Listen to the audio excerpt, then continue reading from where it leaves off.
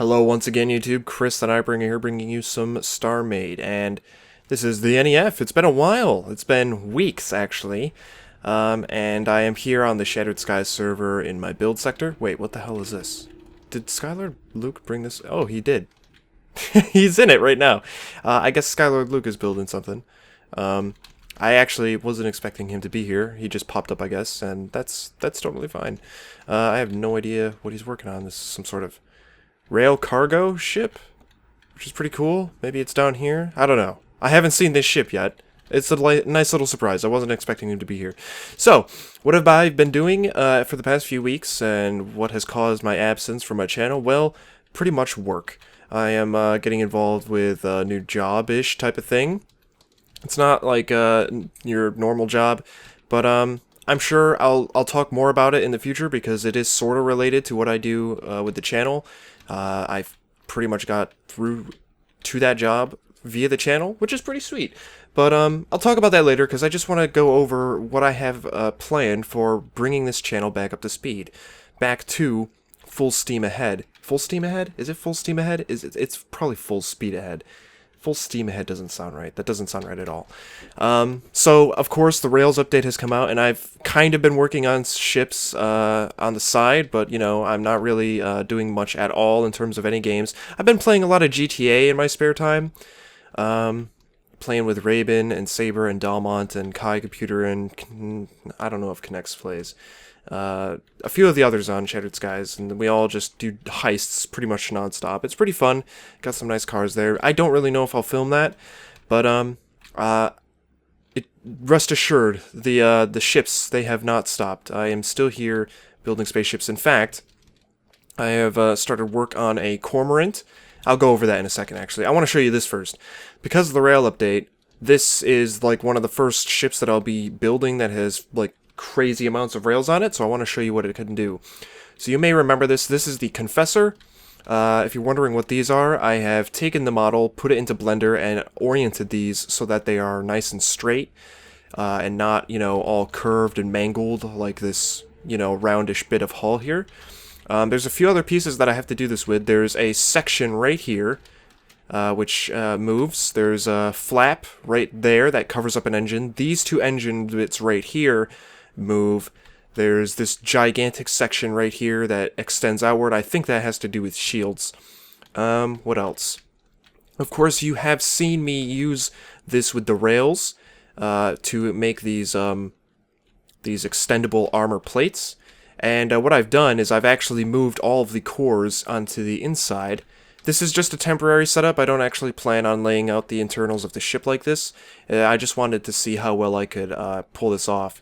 So we have speed controller, we have mass enhancers to make it move a little bit faster, and we have rails that go down the length of this structure.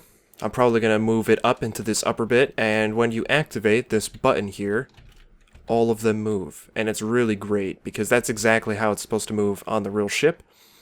I've had to make some minor adjustments, but it's all flush, and it's really nice. This last rail has to be pushed up a little bit further, which means I have to change the location of the rail inside the ship, which is why I'm going to move it up to here so that there's more room. Right now, all of them are running into the end of this wall, which is not good enough, I guess. But as you can see, these are all flush. All of the wedges move in with each other and slide along each other, and it almost looks like a solid wall, which is amazing. And like they kind of just compact themselves into this back area. So I still have to do some minor adjustments with this. That was just a test. Of course, I'm going to be completely removing those and rebuilding them on the finished model or the finished wireframe and all that, and then, you know, prototype stage. You got this lower section as well that moves, which shouldn't be too hard, although it's kind of a pain in the ass because that's really big. And then we have two antennas up here, which I believe this 6-block section right here is the width and height of them. And they kind of come up, and then they like stick out at a 45-degree angle, which is really nice for me because that's the angle that rails work at best. 45s and whatnot. Well, it's kind of the only angle that they really work at. So yeah, and then I've got these two things ready for when I get around to building this bit. they're supposed to kind of extend out, and then they angle themselves out about 30-ish degrees this way, and then they go down about another 30 degrees. I can't really do that. It's going to be a little bit more exaggerated with the 45 degrees that I have to work with, but it's pretty good. I cannot wait to get this thing done. It's going to be one hell of a logic killer. I don't know. It's going to mess with my brain. I'm not going to have fun. So this is the Cormorant, which is a destroyer that I decided to start working on. This is the first destroyer that I will fully finish. And the reason is because this is the smallest destroyer out of all of them. It has the least number of blocks. Therefore, it should have the least internal volume. It should. I don't know if that's actually true, but it should. And if that is true, then that means that I have to determine you know, what the stats are on this ship so that I can base all the other destroyers off of this size ship. So that's the plan there. But it looks pretty good. They changed the texture for glass, and I'm not really sure how many people noticed this, but glass is freaking awesome right now. This is black glass, and it actually gives a black tint to everything behind it. It's really great. It looks a little bit darker behind that black glass. Of course, you can kind of stack it on top of itself, and it'll, you know, multiply that effect. But it's really nice. So this is the bridge of this ship, and it's actually a really crazy nice bridge. So we're probably going to have a few seats in the front there, and then like some seats on the side, and then back here is going to be command stuff and other things. But this is going to be where people pilot the ship from. I think up here is going to be fire control. I really don't know. Maybe not fire control, but the tactical bridge where, you know, things like fleet coordination happen and stuff like that. So yeah, and then I've got, I think this blue block of lights. It represents the cargo bay, which is going to have an opening right here. It's probably the best place for the cargo bay. There really isn't any other location that makes sense. And then all these white lines are hallways and whatnot that I've sort of laid out. I'm not really sure how well that's all going to go down. It looks like I have 2 elevators, and I'm not even sure if I need them. Because I've got 1 elevator here, 1 elevator there, and then an elevator in the back so that we can get up to this next section. And I'm not sure we need them. I really don't think we need them. I don't know. I hate planning out the interior of a ship because I kind of wish CCP just gave us schematics for the internals of ships. So what else? What else have I been doing? We have the Dragoon. Of course, I am ripping out the interior because the entire thing is going to get remodeled, and it's going to be done so with rails in mind. This is probably one of the most spacious interiors of a destroyer. The Catalyst might be another one. This one actually could be a contender. I'm not really sure. I mean, there's plenty of room inside here. This is the drone bays, launcher hangar, and then we have the internal structure of the ship, which is almost done with the wireframe, and oh man, it looks pretty good. I can't wait to fill the decks out on this because we have some really nice areas where these windows are just freaking fabulous. Look at this view. That is a great view from underneath the ship. And then we have, let's see, I believe right here is the bridge. Down below is, I believe, the tactical bridge. I could be wrong. This could be the tactical bridge. I'm not sure. Could be something like officers' quarters.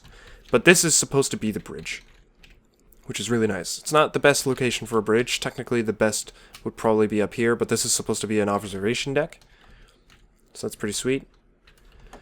So yeah, slowly working on everything. Over here we've got the Venture, which I have hardly touched, but I did want to finish this one as well relatively soon. I'm sort of slowly starting the interior work on this, and I think the core is in place. Yes, it is. So the core is in place, which means I can really start going ham with the interior on this and finish it and get it out there. And with the new rail system, I might even have room for some nice doorways as well as internal docks because of the way the rail system works. It's a lot nicer and easier. I started a Garmer. Is it a Garmer? I don't even know if it's a Garmer that I'm looking at right now. They've got Garmer, Borrow, Guest, and something else. I think this is a Garmer, though. Anyway, it's another frigate. This is Mortar's Legion. It's like a mercenary company that is pretty much more or less tied to the Caldari, so it has a lot of similar design aesthetics as them. So yeah, this is just what I've been working now on. And now in terms of the channel, I have an idea. Surely you have seen the updated intro sequence, and there will be an excellent outro sequence to accompany it at the end of this video. I'll probably be working on that today before I post this. I do plan on continuing with my full schedule of video production. Pretty much all the games that I have been playing before. I have like 1 or 2 Evolve videos, and then I'm going to be moving on to Hotline Miami, and that's going to take the Evolve slot in my schedule. So all the videos that you expected to see from my channel before will be what you will see going forward, plus Hotline Miami, which is awesome. Specifically Hotline Miami 2, which is a really fun game, and I just want to play it. It should be quick. I hope it's quick. God, I could ruin that game so hard. I don't know. It could take ages just because of how suckish I could turn out to be. I don't really know. I've only filmed like 3 episodes.